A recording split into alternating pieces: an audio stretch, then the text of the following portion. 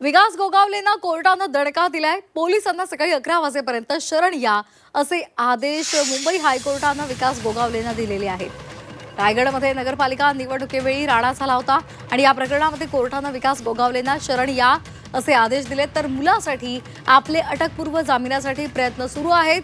तो मिळाला नाही तर विकास गोगावले पोलिसांना शरण येतील असं भरत गोगावले यांनी सांगितलंय। दरम्यान गुन्हे करून मंत्र्यांची मुलं मोकाट फिरतात असे ताशेरे न्यायालयानं पोलिसांवर मारलेले आहेत। 2 डिसेंबर रोजी महाड नगरपालिका निवडणुकीदरम्यान झालेल्या वादात मंत्री भरत गोगावले यांचे पुत्र विकास गोगावले यांच्यावर गुन्हा दाखल झाला। दरम्यान विकास गोगावले यांची चर्चा होते, पण खोपोली खून प्रकरणामध्ये फरार आरोपी सुधाकर घारे, महाड राडा प्रकरणामधील राष्ट्रवादीचे हनुमंत जगताप यांची चर्चा का होत नाही असा सवाल शिवसेना जिल्हाप्रमुख प्रमोद घोसाळकर यांनी उपस्थित केलाय।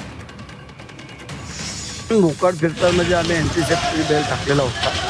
मुळामध्ये तो वाद होता, इतर काय दुसरी काय भानगड नव्हती की बाबा इतर काय मोठे भानगडी झाल्यात। फक्त त्यावेळेला जे समोरासमोर तिथं वाद झाला आणि त्याच्यावरनं जी काय 307 कलम लागत नाही असं म्हणतात वकील लोक, तरी पण लागले गेलेलं हरकत नाही आहे। आम्हाला कोर्टाचा अवमान करायचा नाही, पोलिसाचा अवमान करायचा नाही आहे। विकास गोगावलेंचं वाढलेलं प्रस्त आणि आदरणीय नामदार भरत गोगावलेंना उगाच बदनाम करण्याचा हे षडयंत्र चालू आहे। आणि तेच पाहिलं तर त्या ठिकाणी राष्ट्रवादीचे पण अनेक आरोपी त्या ठिकाणी फरार आहेत। त्या ठिकाणी हनुमान जगताप आहे, धनंजय देशमुख आहे, त्या ठिकाणी सुशांत जांभरे, ज्यांच्यामुळे भानगड झाली, ज्यांनी रिव्हॉल्वर काढला, ज्यांनी स्टंप आणले आणि त्यांनी त्याचं फक्त खेचलं, एवढंच काम आमच्या लोकांनी केलं। पण ते सुशांत जांभरेमुळे ही भानगड झाली आणि उगाच विकास गोगावलेला गोवडलं जातं, ही अत्यंत चुकीची बाब आहे।